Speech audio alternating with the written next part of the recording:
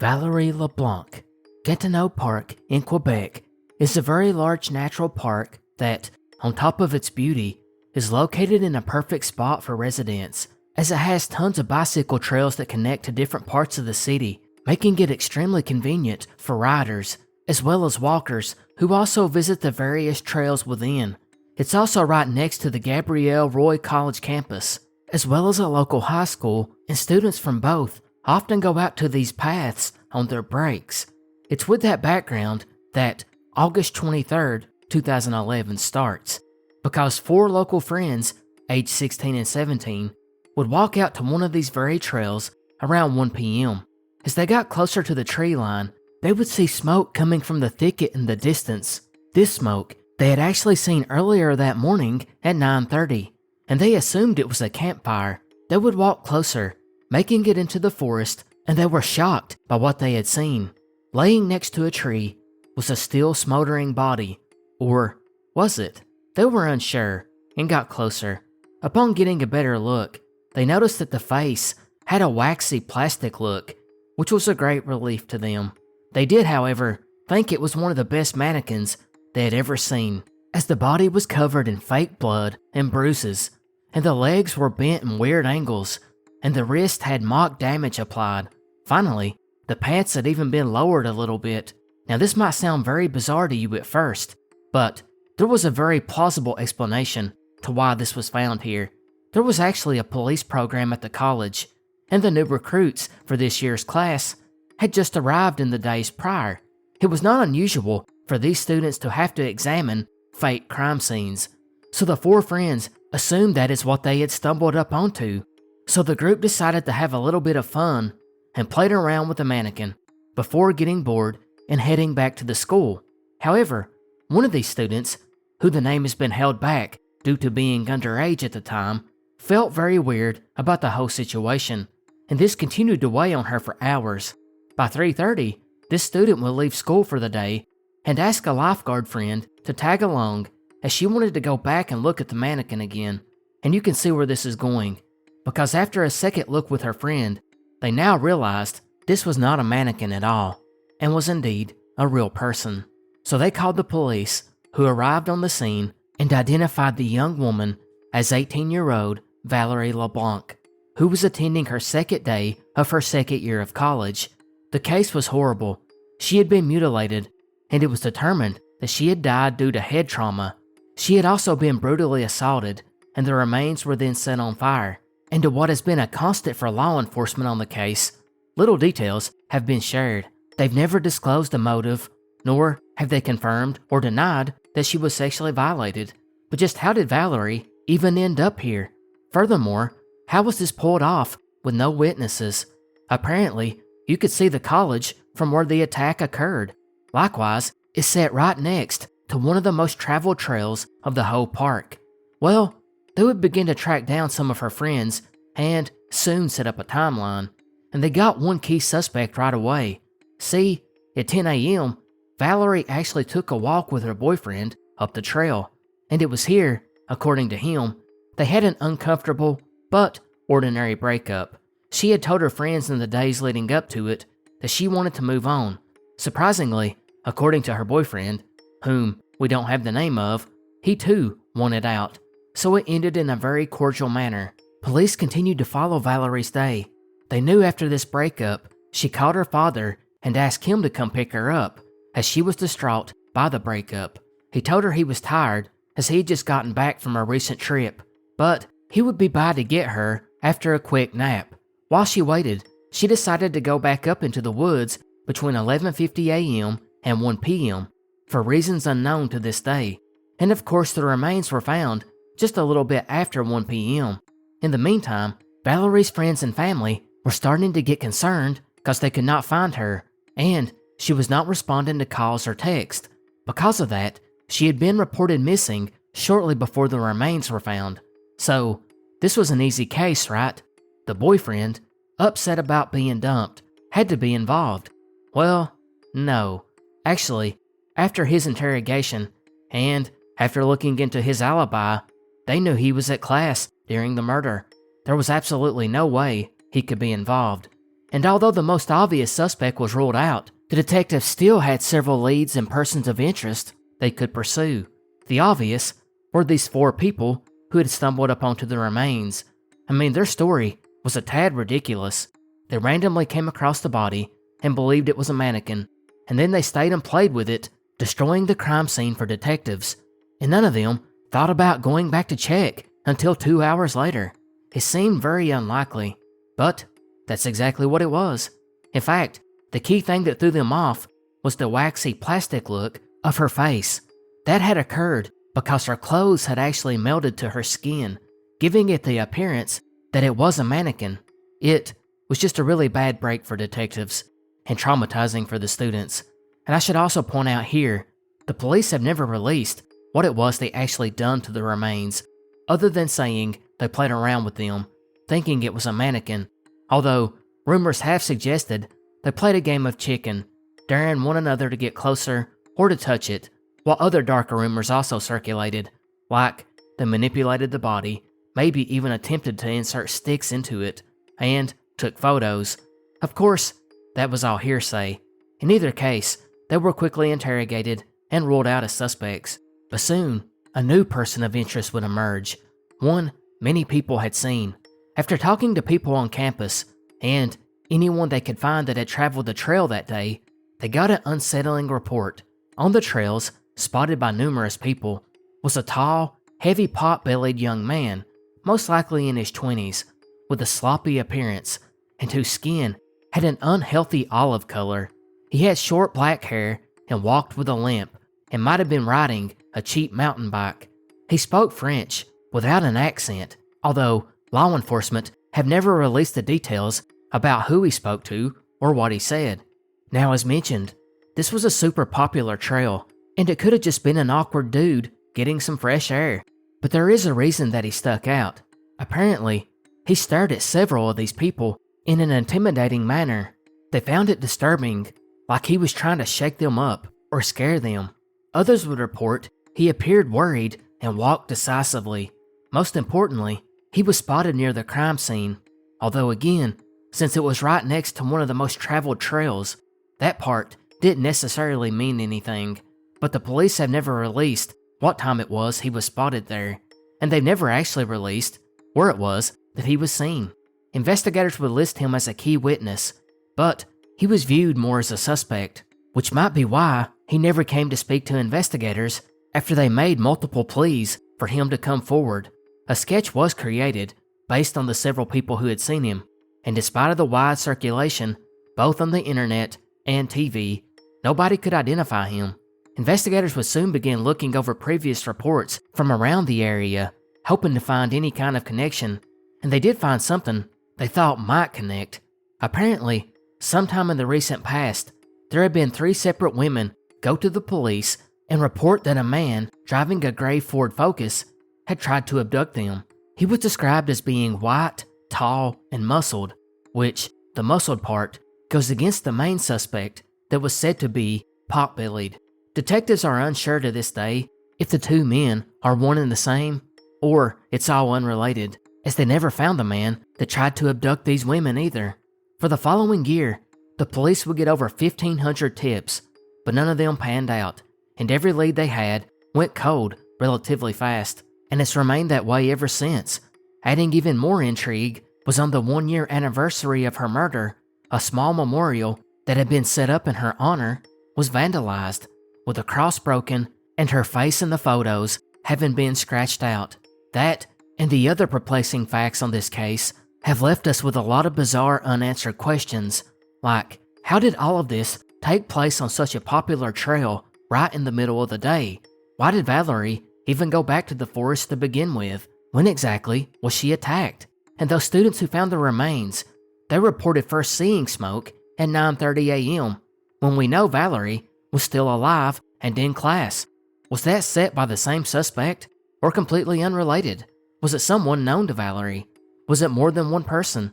Furthermore, it's worth pointing out that some detectives don't even believe that person in the sketch is even involved, and too much time was wasted in trying to find him, and it could have easily been done by another student or a transient in an encampment in the area. Ruby Creek Incident. When it comes to Sasquatch stories, there are so many that you could really say they are a dime a dozen. However, there are a few that many consider classic. The ones where there is some kind of evidence left behind, something that makes it not easy to just call it a hoax and move on. The Gimlin film, for example, or the pictures of Yellowtop that we discussed in a previous Canadian episode. The following mystery is one of these so-called classics. It takes place in Ruby Creek, British Columbia, in late September of 1941. It all started when an Indigenous woman, Jeannie Chapman, was taking care of her children on the old farmstead, while her husband, George, also Indigenous, was at work at a nearby railroad. It was about 3 in the afternoon on a very nice sunny day when the Chapman's son, 9 years old, came running to the house telling his mother Jeannie that there was a big cow coming down out of the woods at the foot of the nearby mountain. Now at this point, Jeannie's other children were in the backyard playing, a boy that was 7 years old and a girl that was 5 years old. Jeannie would have probably never thought much of a cow coming down. I mean, how dangerous could it be? But her son's reaction seemed to be one of fear, like he was clearly shaken up about the whole thing. Because of this, she thought she would walk out and see what the commotion was all about. When she got outside, she had to be surprised by what she had seen. It was a huge bear moving around in the bushes which bordered the field out past the nearby railroad track. Clearly scared for her children's safety, she called for the 2 children in the backyard, but it was about this time that the animal she thought was a bear walked onto the tracks, and she got a much better view. This was no bear. Instead, it was a gigantic man covered with hair, not fur, hair that seemed to be about 4 inches long and was a pale yellow-brown color. It was only going to get scarier for Jeannie because the creature began walking towards the home. She stared on as she couldn't believe what she was looking at. Thinking quickly, she told her oldest son to run into the home and grab a blanket and bring his youngest siblings to where she stood. Meanwhile, she would keep an eye on this huge creature making its way across the vast distance of the field. It would take her son about 2 minutes to get the blanket and usher the small children over. While this was going on, the big man/beast had reached the corner of the field, just about 100 feet away from where she stood. Jeannie would grab the blanket and spread it around her children, holding it in such a way that the kids couldn't see the animal and freak out, while also hiding the kids from the creature's view. She then quickly escorted the children out of the field down to a nearby river beach and ran downstream to the nearest village. Jeannie felt like this blanket maneuver saved them that day because her instinct was telling her this creature was after one of the kids. She assumed it would go into the cabin and try to find one of them, while it ignored her standing in the field, so the blanket was a way to hide them while he searched through the home. And it worked out for the best, as she would find out later on. After rummaging through the home, it had went into the storage shed and found a 55-gallon barrel of saltfish, which he would break open, scatter all the contents outside, and then eat much of it before leaving.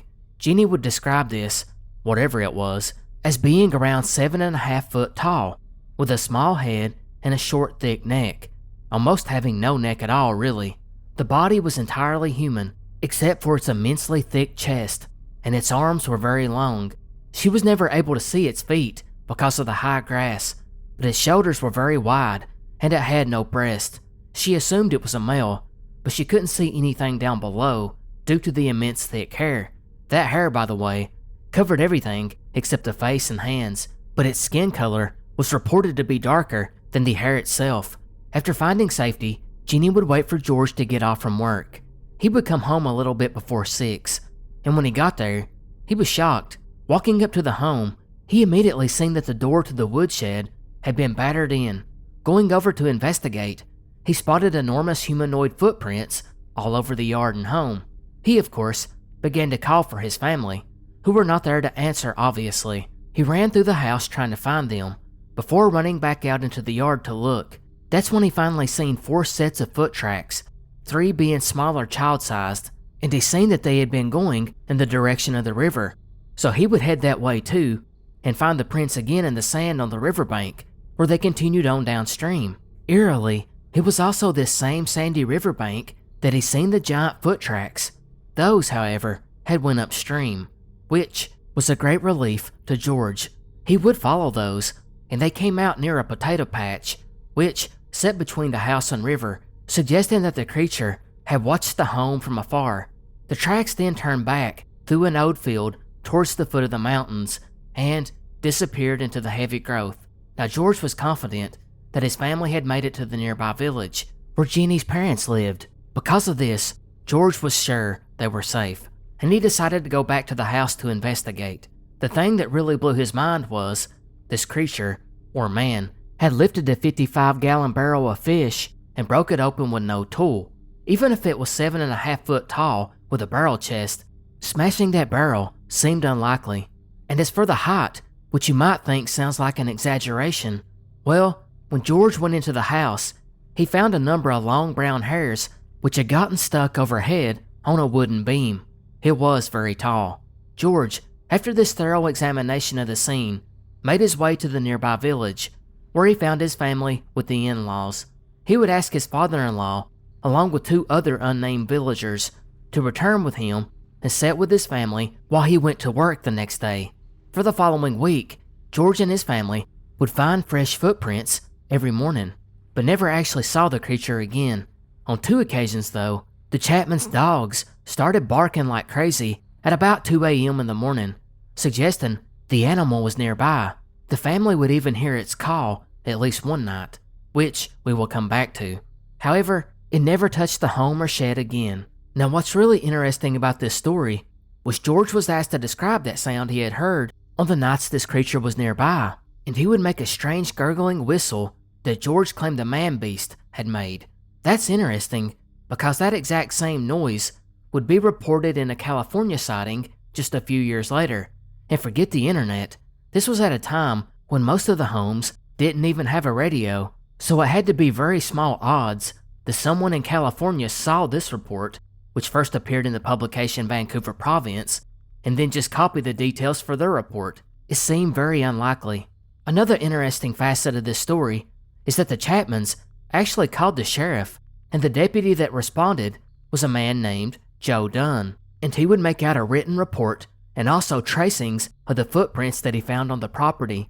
These tracks were 16 inches long, 4 inches at the heel, 8 inches across the ball of the foot, and had 5 toes with no claws.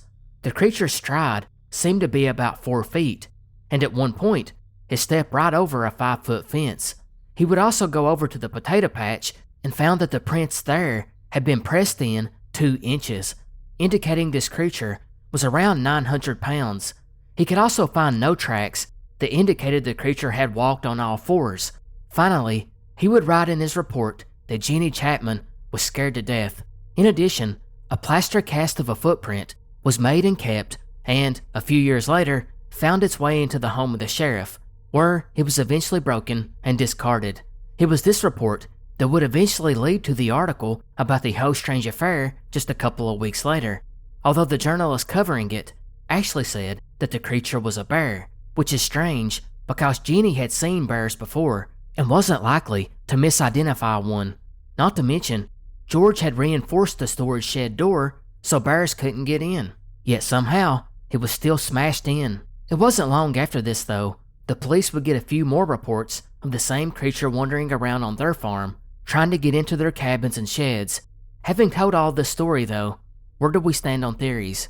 Interestingly, you'll find online that most people do believe something happened, even the skeptics. But what was seen is the sticking point. Most people believe that the original report was accurate. It was just really a huge bear, and Jeannie, being scared for her children and understandably under stress, exaggerated the details.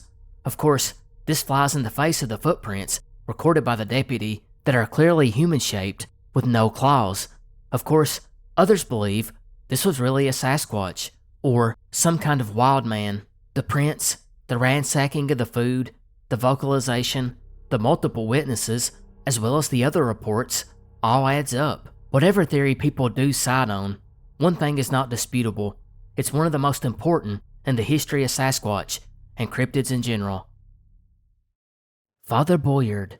It's at a barren subarctic region in a place known as Gary Lake in the territory of Nunavut that we would find a 42-year-old man named Father Joseph Buliard, the subject of this next mystery. Catholicism, like a lot of other faiths, believed fully in trying to spread the word to every corner of the globe, no matter the danger involved, and that was something Father Buliard believed in wholeheartedly. He had actually made the journey as a very young man, where he would work at other remote settlements like Repulse Bay and Baker Lake, often meeting the Inuit who would come to see him at one of the Hudson Bay Company outposts. It was here he became experienced in working and traveling in the subarctic regions, although he was never considered great at it, or even decent, as he had bad vision problems and was kinda clumsy, but that's because he was more of a priest than he was an outdoorsman. In fact, he had even fell through the ice at one point and frozen his fingers so bad that they never fully recovered. Thankfully for him, he had met an orphan that would come to stay with him and become his guide. He was 15-year-old Anthony Mannerluck, and he would become crucial to Father Buliard's mission, as he come to rely on him heavily, because Mannerluck would do all of his hunting, fishing, and building igloos for them as they traveled throughout the region.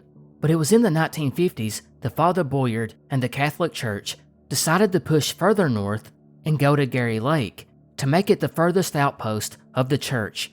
That's where our mystery begins. It was on October 24th of 1956 that Father Buliard left his cabin, hitched his 6 dogs to the sleigh, and prepared to depart. He was only going to be gone for a few hours. Unfortunately for Father Buliard, Mannerluck was not there. See, earlier that summer, he had gotten terribly sick and was flown to further south to a hospital where he was diagnosed with tuberculosis, much to the protest of Mannerluck, who had grown to love Father Buliard as the dad that he had lost at an early age. It's because of that Father Buliard was heading out alone. As he prepared the sled, another Inuit from the mission, John Adjuk, came over and began telling Buliard he should not go, because he felt like a blizzard was on its way, something the Inuit had learned to predict pretty accurately. Yet, he ignored the dire warning and told John that there were fish in the net and the dogs were hungry and they needed to eat. Plus, he only needed to go a short distance to retrieve the nets and wouldn't be gone but a few hours at most. However, it wasn't long after he left that a blizzard rolled in. The winds were very strong and the snow was blowing hard. Father Buliard never returned. And you might be thinking, this isn't really a mystery, nor is it that surprising considering the circumstances. But there would be some confusing details that would come out about Father Buliard's fate, and it's led to decades of speculation for the Inuits that knew him, as well as the Catholic Church. Now, because this was such a remote location, and it was the 1950s, and was basically zero communication between the camp and the outside world, it wouldn't be until 3 months later in January when a Father Pierre Henry was first made aware of the situation, and he would send word further south to notify the church and authorities. But the story he told didn't really make sense. According to the Inuits, a man that had been staying at the mission, Anton Simijic, asked Father Buliard to take him back across the lake on the way and drop him off where his father's camp was. So after they collected the fish, he would take Simijic to his father's camp, a man named Sabgut, and then Father Buliard turned back toward his mission and began riding into the snow-filled night.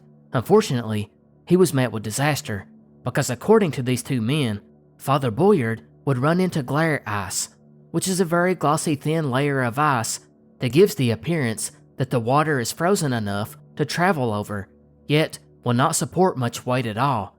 It is super dangerous. The undercurrent of the lake only freezes very late in the season, and it had not yet, and instead of taking the detour, which Mannerluck would have, Father Buliard drove straight ahead over it, and the ice collapsed, taking down both him and the dogs. But there was a problem with this story. Remember John Adjuk, who had walked over and advised Father Buliard to not go in the first place? Well, his account totally contradicted Simijic's version of events. According to John, Simijic had already left well before Father Buliard had went to check the fish nets. In fact, according to him, Buliard had never even escorted him across the lake to begin with. Instead, he left that evening by himself to go check the nets, and he was visible from the spot of the mission, only disappearing when the snow picked up. When John realized the next morning that he had never returned, he began searching for him and found that the nets had been untouched. There were no tracks, as the snow had long covered it up. He and Sabgut would search for a few days on foot, speculating that the dogs had ran off with the sled when they smelled caribou, leaving Buliard behind to freeze to death. And that's a story John has stuck to the rest of his days, even when he was interviewed about it again in the early 2000s, which means someone is lying somewhere. But why lie? Well, rumors soon began to swirl that Father Buliard had not drowned. Instead, he was murdered. See, in the 70s, a book written about life in the subarctic would actually cover this story, and it discussed what the RCMP's investigation had uncovered.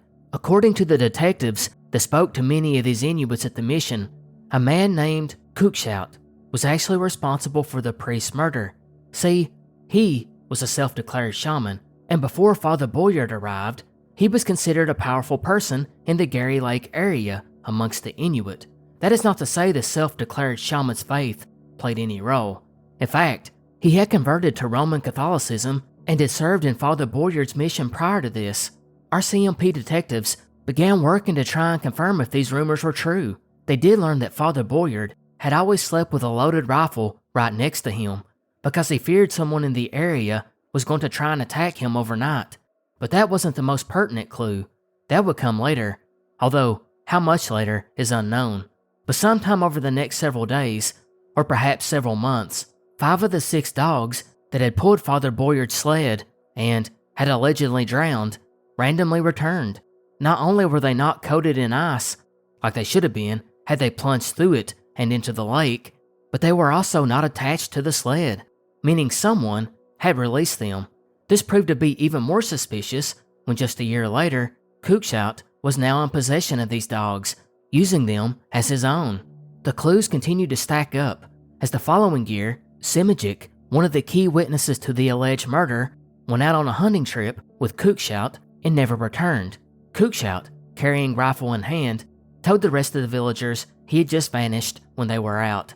With all the information gathered, investigators came up with the theory that Father Buliard went out on the ice to check the nets and was confronted on his way by Cookshout, who shot him dead, and then with the help of Sabgut and Simijic, who also lived in the same camp, put Father Buliard's dead body through a hole in the ice, never to be seen again.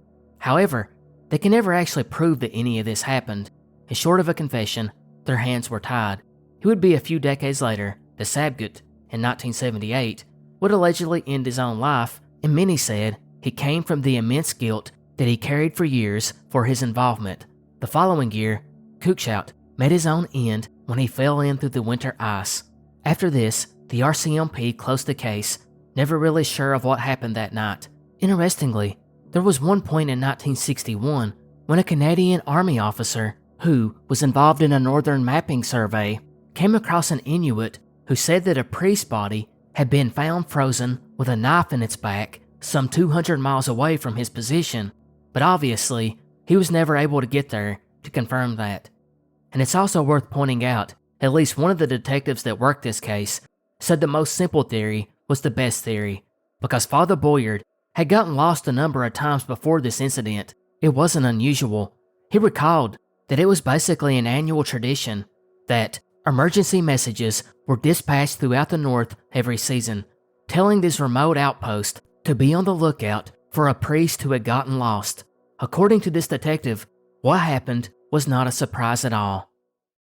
1972 Montreal Museum of Fine Arts burglary. September 4th, 1972, Montreal, Quebec. The sound of a window opening pierced the silence of the second floor of the Museum of Fine Arts. From above, the skylight had just opened. It was around 1:30 a.m. as the 3 guards on duty were just anxious for the end of their shift when, from above, a nylon cord would descend from the ceiling, and just like that, we would witness the beginning of an art museum robbery that would play out perfectly on the movie screen. In truth, however, it had began an hour and a half earlier at midnight when 3 men met out front of the museum and quietly sneaked around to the side. Here, a man would strap on boots the utility company uses to climb telephone poles, and he would ascend up the tree which stood next to the museum. Once he got high enough, he jumped over to the roof and lowered a ladder down for the other 2 men waiting. The 3 then made their way to the skylight which looked down into the art gallery. Interestingly, this skylight was undergoing maintenance at the time and had been left covered with a plastic sheet, while the security alarm had been disabled, allowing the men to simply slide the window back without alerting the guards, then dropping down the nylon cord and making their 50-foot descent. Touching the floor, they would look around the gallery and find their targets. Unfortunately for them, it would not go off as planned right away, because one of the 3 guards on duty had just made his way to the kitchen to get some tea and walked straight by 2 of the burglars. However, the men were prepared, and one of them immediately fired his shotgun up into the air to get his attention and then make him comply. The other 2 guards then rushed to the scene to help and were quickly overpowered. They were taken from here to the lecture hall where they were bound and gagged. They would report later on that these men had their faces covered by ski masks and had long hair, and both were about 5'6". The 3rd thief was never seen by the men, but they did hear him speaking French, which was interesting considering one of the other men seemed to only speak English. Soon, the pillaging was on. With the 1 burglar standing guard, the other 2 began moving paintings, jewelry, and figurines. After completing their haul, the men had planned to exit the same way they had entered, although they soon found the task of hauling all of this stuff back up via a rope and system of pulleys was simply going to take too long.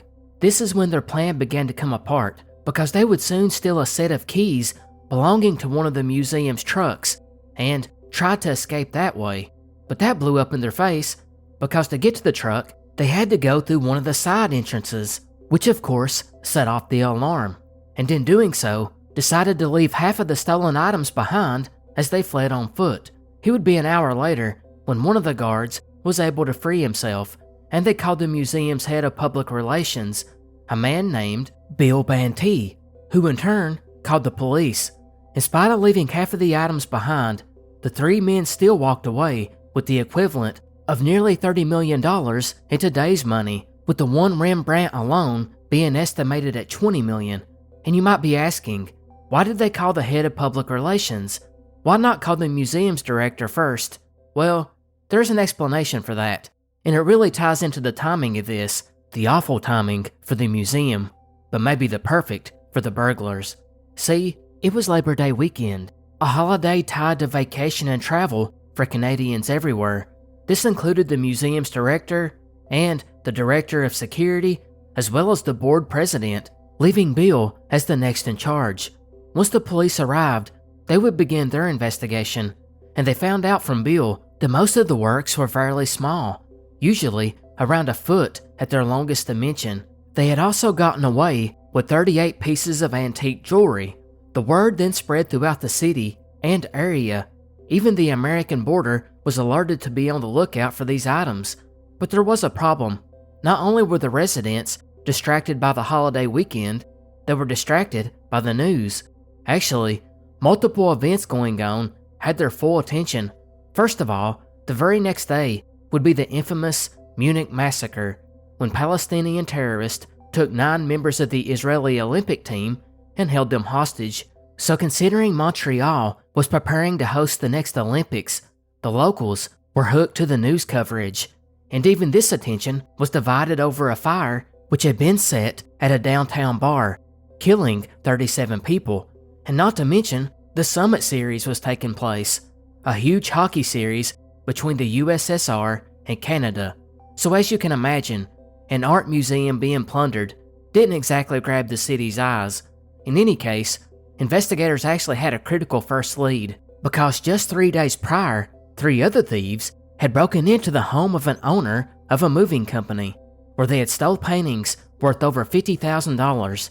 And just like the art gallery, 2 of the men spoke French, while the other spoke English. They also wore hoods to prevent identification, but most importantly, they had climbed up a nearly 700-foot cliffside from the lake where a powerboat set. After much investigation though, the detectives ruled out any kind of connection. After this, authorities turned to what many of you probably already concluded. this had to be an inside job. How else could they have known about the skylights that were being repaired and thus had the alarm turned off? It makes perfect sense. In fact, it would be as late as 2017 when an art crimes investigator looking over the case stated there was a 90% chance that it was an inside job. However, there were some issues with that. First of all, detectives had already pursued this theory really early on. There was just no evidence which pointed to the skylight information being passed along to anyone on the outside. Instead, investigators were pretty confident how they had found out. It was through simple reconnaissance. One of the men probably walked into the museum checking out the galleries and then noticed the construction going on with the skylight. Maybe he even observed the alarm being turned off. In fact, just 2 weeks before the break-in, someone reported running into two men sitting on chairs on top of the roof, wearing sunglasses and smoking. When they were asked who they were, they claimed to be employees. Now, who this witness was, the record does not state, but I can only imagine it wasn't another employee. Regardless, after the robbery, those chairs were missing. To add to this, the thieves' escape plan was botched. If it had been an inside job, surely the person on the inside would have told them how to disable the alarm at the side entrance. Or they could have told them that the alarm was an internal one only, and not one of those that called out to the police automatically, and they wouldn't have had to abandon half of their plunder.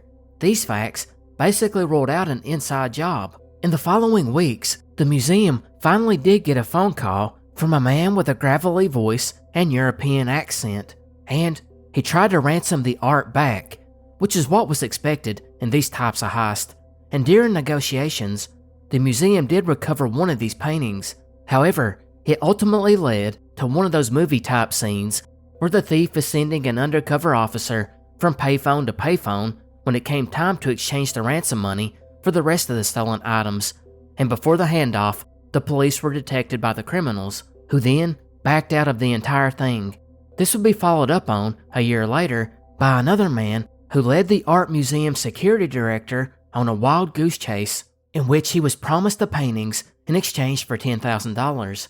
In that case, the thief did get to $10,000, but no paintings were recovered, and it's unknown if this man was connected to the original theft or if he was just taking advantage of the situation. After this, there has never been another ransom attempt, although detectives believe now that was never the goal. Instead, it was all orchestrated to buy time while they moved the paintings around in the black market. And that's basically the mystery. Who was behind it? And what happened to these paintings? As far as suspects, there have been many persons of interest over the years, but only one who we know of, or at least we know of his alias, a man named Smith. Apparently, he was an art aficionado, knowing a lot in particular about the history of art in Quebec. He also told them he had been a student at the art school nearby the museum at the time. This was very important because the original detectives had also focused on some art students from that exact school. As they had apparently visited the museum quite often, they were put under 24/7 surveillance for 2 weeks, and it never led to anything. Smith would tell the art theft detective in 1998 that he was not one of those students, but he did know a lot about the robbery, things that the detective was not sure had ever been made public. The investigator had tried to trick Smith as well by claiming that the rope was made of steel, only for Smith to correct him and point out it was made of nylon. He even took it a step further and said that the rope was not gray, which was common at the time, and instead was a yellow color. That detail was for sure kept secret by investigators. There was also the strange fact that after Smith finished art school, he bought himself a house and a woodworking company for $250,000, quite a bit for someone who just got out of school, although he claimed this was due to his family being wealthy. Even with all of this information, police never had enough to arrest him, and this cat and mouse game would drag on with this Smith for decades. He would taunt the police, and more importantly, the media. He even implied in 2010 that he indeed had bought the house and company using money he had made from the stolen artwork, but at the end of the day, he would always deny being the thief. He would eventually point the finger as some professors and porters that worked at a nearby university. Although that was unfounded, he would then tell the art theft detective that he would inform him of everything he knew about the robbery at some point in the future.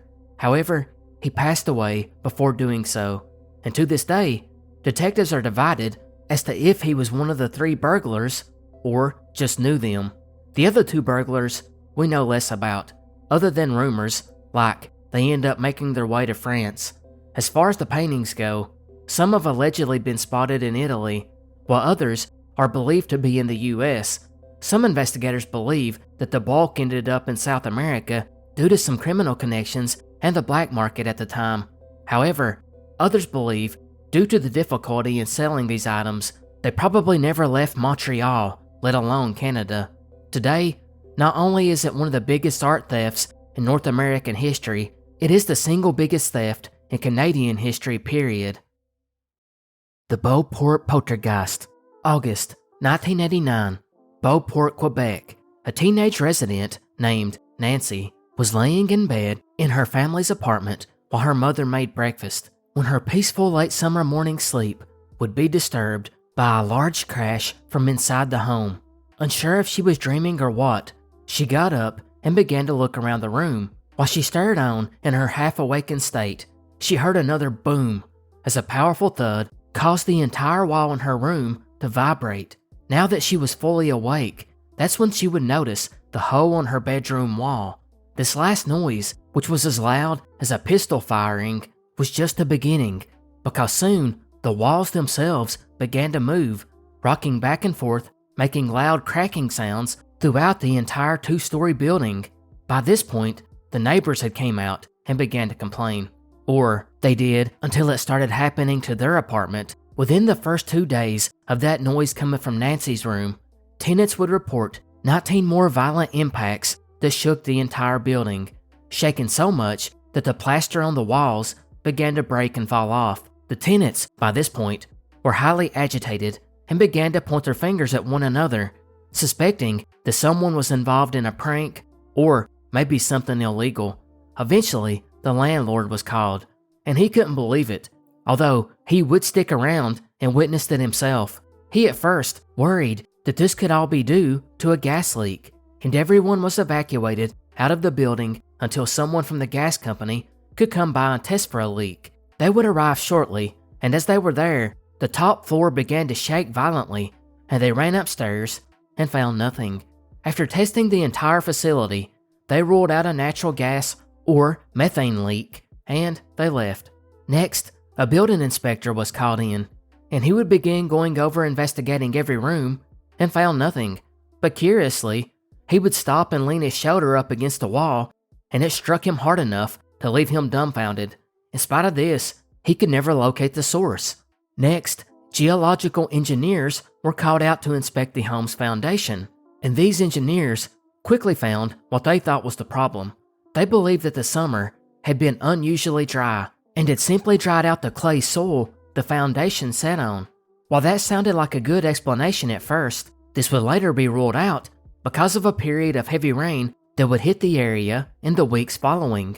And although the soil was now dampened from days of rain, the noises continued. It's also worth pointing out that no other home in the neighborhood had this happening, even though they were all sitting on the same soil. Finally, the police and firefighters were both called out to inspect, to see if someone was somehow doing this intentionally, but they found nothing. Because of all of this, the city officials ordered the building to be evacuated, since at this point, multiple walls shook randomly every day. The tenants would stay somewhere else temporarily, while the city continued to investigate. Towards the end of the month, the tenants were allowed to return briefly to collect their belongings and abandon the building. They felt it was safe enough to do this, since the noises had become less frequent and less powerful.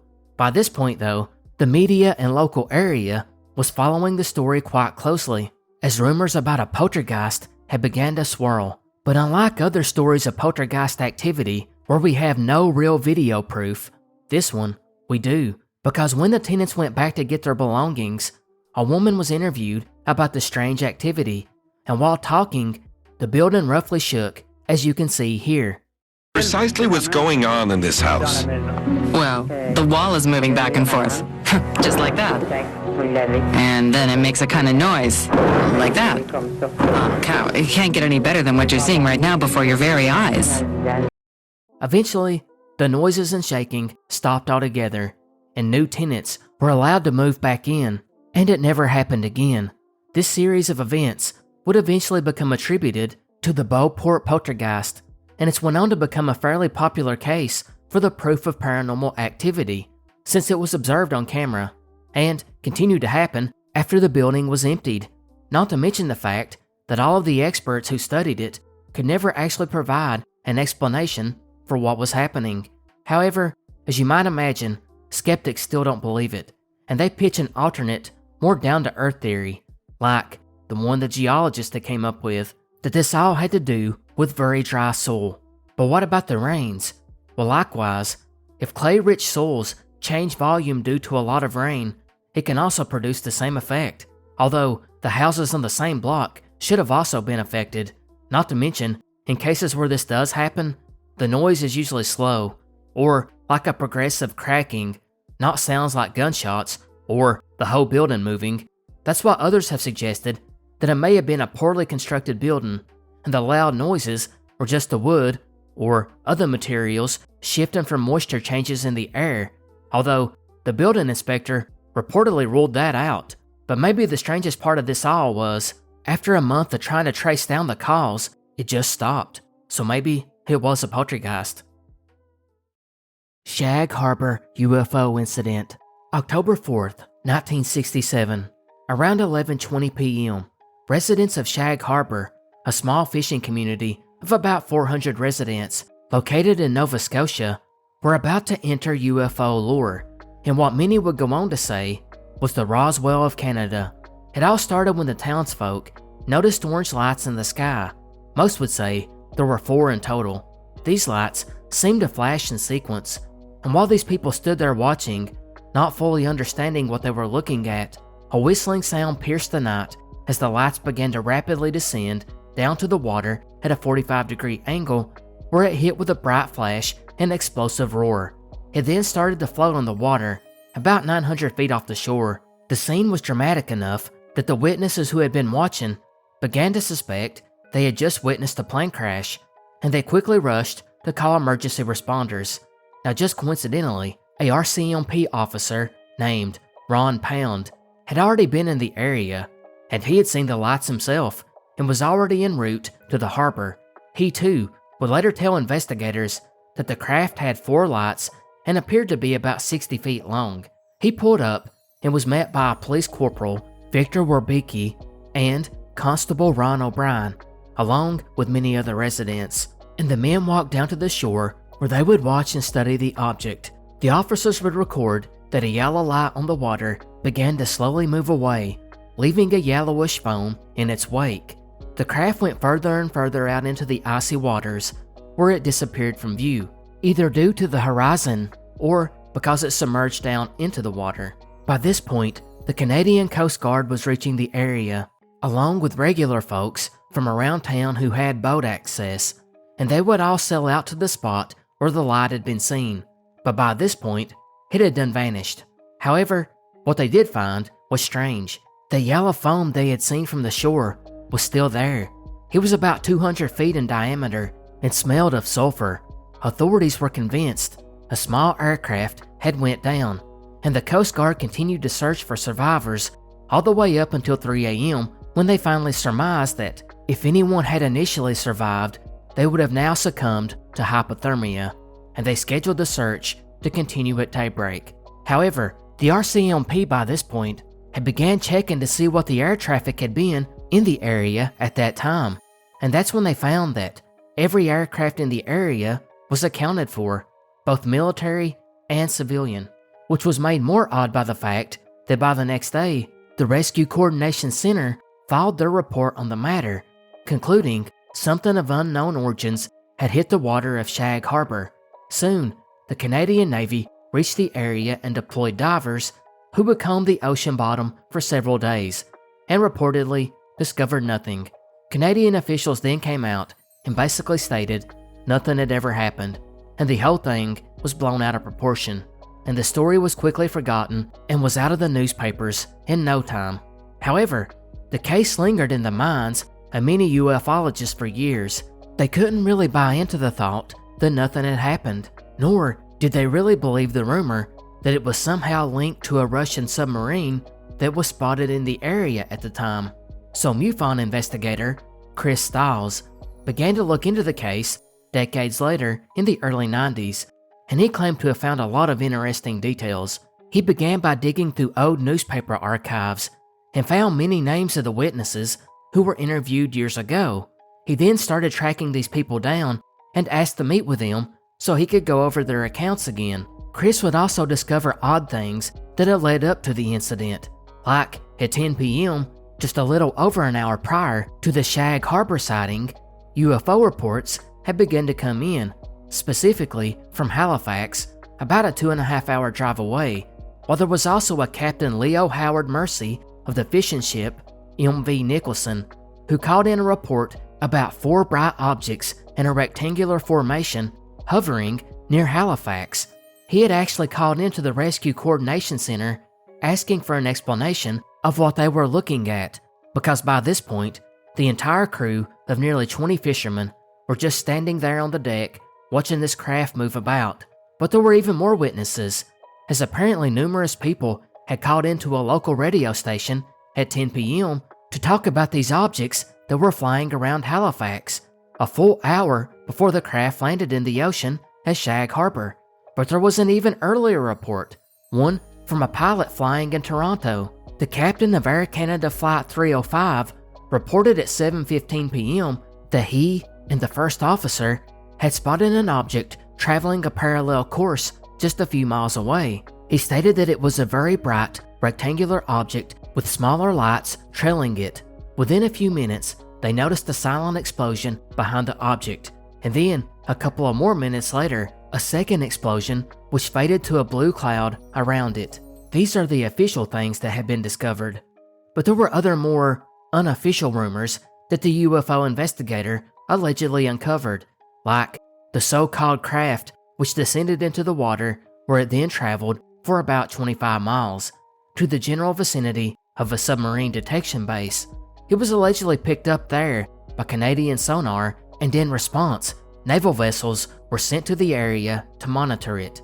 When it didn't move for days, they began planning a salvage operation when a second underwater craft was observed, which Chris Stiles believed had came to the aid of the first craft. And before divers could be deployed, the Canadian Navy was dispatched to a new threat. The same Russian submarine that had been spotted off the coast days before had now entered Canadian waters, which drew the Canadian Navy's attention there, and the so-called UFO/USO had vanished afterwards. Of course, this all came from ufologist Chris Stiles, whose report we can't confirm, as he claimed the people telling him this were ex-military personnel who would only speak off the record. What can't be disputed, however, is the events of the original so-called crash. Something was spotted that night, and whatever that was is open to debate. Skeptics believe the most likely scenario was marine distress flares. They can appear as bright, slowly falling lights that burn as they float on the water, and could have left that sulfurous smell. Maybe a drunk wild party on a boat led to the firing of one of those, and then, seeing the disturbance it caused, left the area. Other skeptics suggest that it was something like a meteor which had broken up into multiple pieces, which would account as to why some of the sightings took place in Halifax.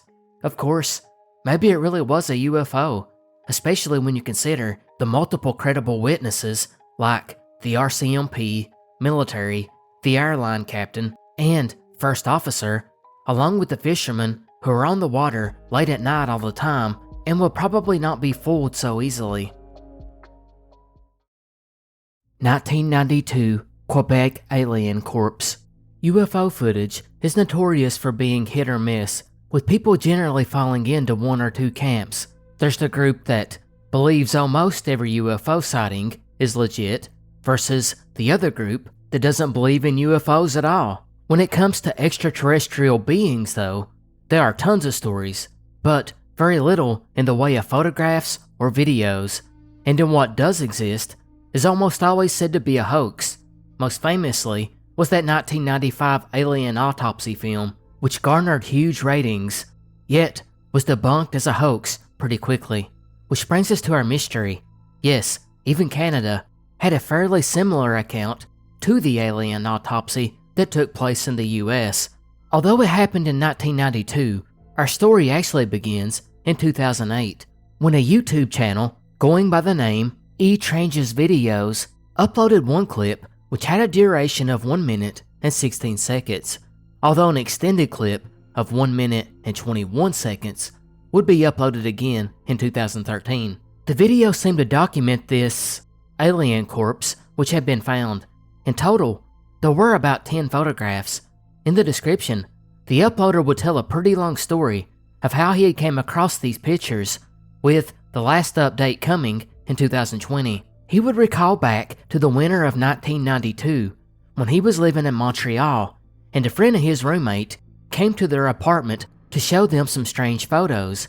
These photos, as you see here, are supposed to be of an alien, which is seen laying lifeless. According to his friend, a man and a couple of his buddies were riding around on snowmobiles near Riviere Rouge when they happened to come across this strange thing laying in the field or wooded area. Now, to make this story even more convoluted right away, this friend who had the photos wasn't actually there. Instead, it had been his cousin who had been there to take these photos, because after they discovered the body in the snow, he went home to get his camera, possibly a 35mm. In any event, they snapped off these photographs, and then at one point, they would pick the being up with a stick, as they were afraid to touch it for fear of getting an illness. They would hang the body across a cable they had tied to a tree, and then took another photograph. They reported that it had a strange smell, but it was totally frozen. Since it was late though, and they were a bit shook up, they decided to leave it there and come back in the next morning when there was more light and they could see it better. So they just left it, and then when they came back, they were shocked to see it was gone. Presumably, a coyote or other wild animal had taken it, although I don't know how they reached that conclusion. But why do we have a video of these old photographs? Turns out, the quick-thinking uploader had a video camera, and he didn't want to take a chance on these photos ending up being damaged or lost. So he would lay them out and then began to record them with his camera. And remember, this is an old-school early 90s camera, not a cell phone. At least, not for now.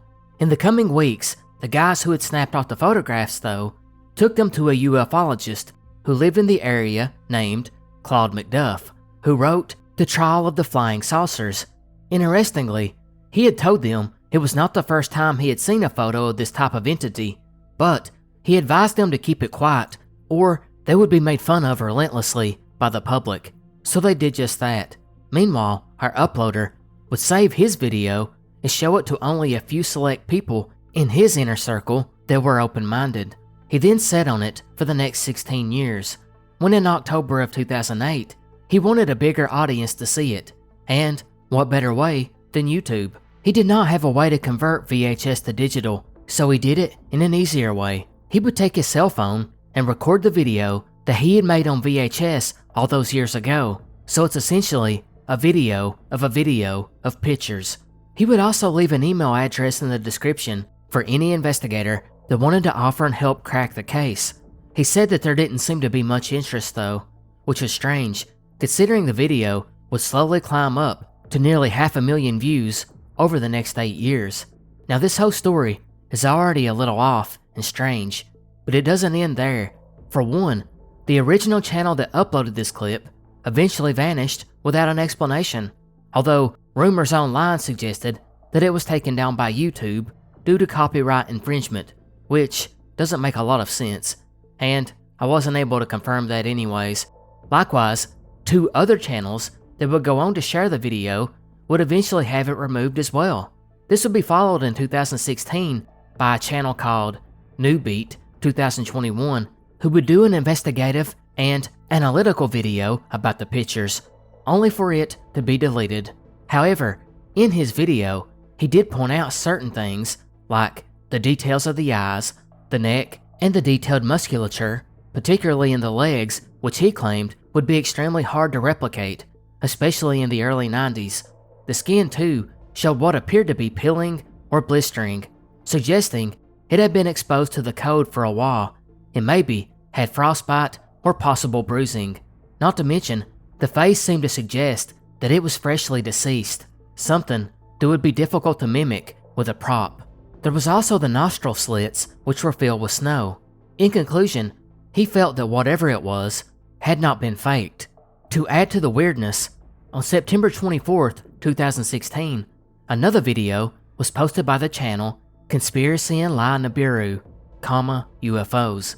And in this one, it shows the head of a small gray, very similar to the one filmed in Montreal, and not long after it was uploaded, the entire channel was removed from YouTube, while the original Montreal video would be uploaded again in 2020, and this time the description read that it had been uploaded to the dark web in 2017, which was obviously not the case since it was on YouTube in 2008.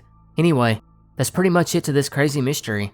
At first glance, it looks laughable, I know, but there's actually quite a few ufologists and alien believers who think, well, it's a real body, and we'll get to that in a second, as it's quite interesting why.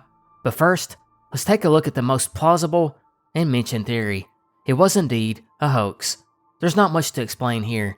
It's kinda obvious. The story as a whole doesn't make sense. These people made the discovery of a lifetime, and then just ran off and left it there. The original uploader, too, doesn't even have access to these photos, and nobody knows where they are. Not to mention, he never shows on the video the actual VHS tape that it's supposed to be on, which could suggest that it was never recorded to VHS, and it could be a much more modern creation around 2008 when it was uploaded. Although multiple people have pointed out that the clothing worn by the men in the photos does point to the early 90s, as well as that flashlight in the background, who some online posters claim is an early 90s model. There's also another huge issue with this story, and that's the chain of custody. The photos arrived to this uploader via a friend of his ex-roommate who wasn't even there, but was given the photos by a cousin that had been. That's insanely dubious. However, as I've mentioned, quite a few in the unexplained phenomena community believe this is legit, and let's start with the most obvious reason why. The anatomy is very detailed, as mentioned by several of the people who have studied it closely, not to mention the signs of frostbite, swelling, and skin slippage hints at a real post-mortem body.